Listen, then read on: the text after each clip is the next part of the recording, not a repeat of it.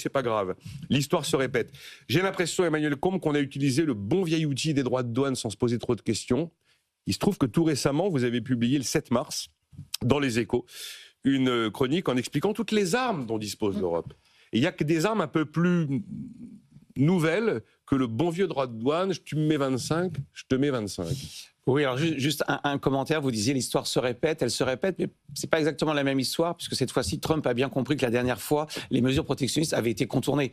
Hein, tu m'empêches, oui, c'est vrai, ça. Tu m'empêches d'exporter mon acier chinois, c'est pas très grave, je vais l'exporter à partir d'un pays tiers. Cette fois-ci, ça s'impose quand même à l'ensemble de toutes les importations, hein, les 25%. Oui, il a appris. Hein.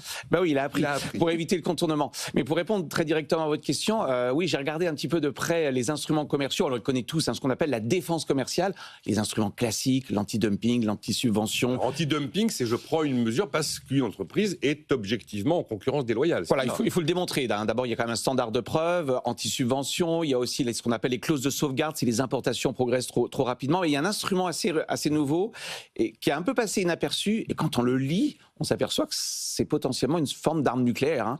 Cet instrument s'appelle l'anti-coercition. Alors en deux mots, pour nos auditeurs, c'est assez intéressant. C'est un instrument qui vous dit...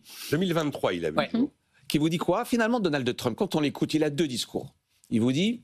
La concurrence avec l'Europe, c'est déloyal, on va y revenir, parce que je suis en déficit. On y reviendra, ça n'a rien de déloyal, mais ça c'est Mais il a un second sujet. Il vous dit, je vous taxe parce que j'ai d'autres problèmes avec vous, qui n'ont rien à voir avec le commerce. Et notamment, j'ai un problème avec les géants du numérique.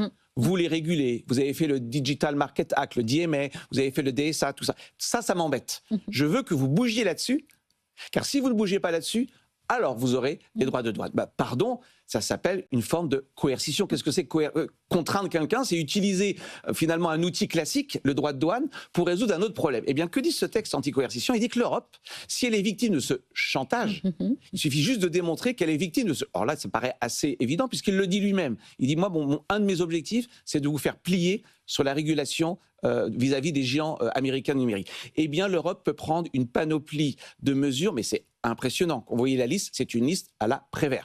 Bien sûr, des droits de douane, des interdictions d'investissement étrangers.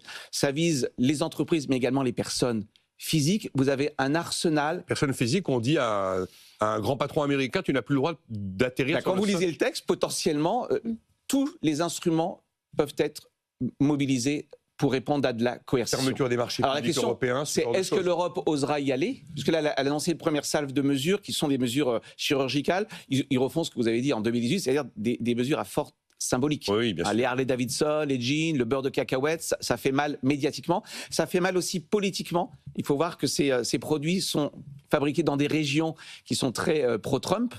Alors j'ouvre une parenthèse pour la fermer aussitôt. Malheureusement, les études économiques montrent que même les victimes qui votent pro-Trump continue de soutenir Trump, donc c'est pas si simple. Tout en étant victime des guerres commerciales. Il y a un très beau... le soja notamment. Ouais, il y a un très beau papier de David Autor qui montre, donc économiste américain, qui montre qu'en réalité, les régions les plus touchées par les représailles européennes et puis du reste du monde continuent à soutenir Trump. Finalement, ils votent contre leur intérêt économique. Ou si je reprends l'argument d'Augustin Landier, hein, le prix de nos valeurs. Hein. Je me fais mal, mais je continue à soutenir. Je ferme la parenthèse. Mais tout ça pour dire que c'est à la fois assez classique ce qui se passe. Ça reproduit un peu 2018, mais avec une échelle quand même beaucoup plus grande. Et je serais heureux d'entendre Isabelle, notamment sur les impacts macro. Là. Enfin, on est plus sur... Là, on est sur 25 milliards sur l'acier. Mais il y a tout le reste. Et puis, n'oublions pas que ce qui va se passer aux États-Unis va avoir des effets de second tour.